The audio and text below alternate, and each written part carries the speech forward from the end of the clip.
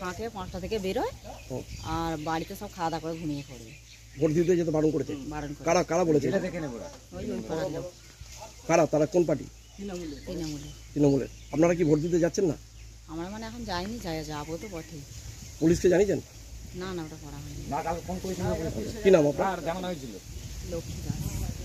11টা বেজে গেছে, সব শুয়েছে সারাদিন, খাটাখাটুনির দেহ। এবার হচ্ছে ওরা এসে কি করছে, দরজায় লাথি মেরে পুরো ঘরে, আমরা দরজা খুলতে যাচ্ছি, আমাদেরকে ধাক্কা দিয়ে। তৃণমূলের লোক। কি বলছে? হ্যাঁ, এসে বলছে ভোট দিতে যাবে না, ভোট দিতে গেলে রক্ত গঙ্গা বইয়ে দেবো 4টের পর, ভোট দেওয়া যাবে না। এবার আমরা বলছি ভোট কেন আমরা দিতে যাব না কেন?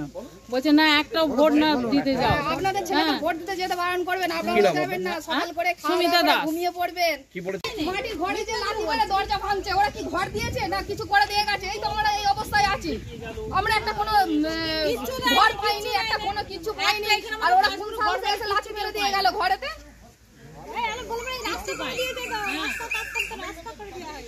বারণ করবেন, আপনারাও যাবেন না, 5টার সময় রান্না করে খাওয়া দাওয়া করে ঘুমিয়ে পড়বেন। কারা বলে গেছে? তৃণমূলের লোক। আর রাতে 11:30 পৌনে 12টা বাজে, তখন এসে দরজায় সব লাথি মারছে, হুমকি দিয়ে যাচ্ছে। প্রত্যেকটা ঘরে। ভোট দিয়েছেন? এখন যাইনি, যাবো। প্রশাসনকে জানিয়েছেন?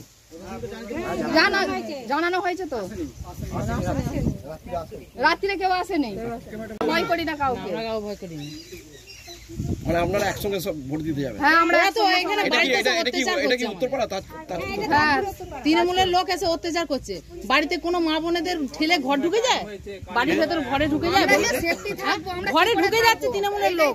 হ্যাঁ, মেয়েদেরকে ধাক্কা দিয়ে ঘরে ঢুকে যাচ্ছে, এমন অত্যাচার কোথায় আছে বলুন? মেয়েরা কেন রেগে যাবে না? স্বামীরা পাশে আছে, ঘরে নেই তারা। ভাতের থালা ছুঁড়ে ফেলে দিয়েছে, ভাতের থালা ছুঁড়ে ফেলে দিয়েছে। হ্যাঁ, কি অবস্থা।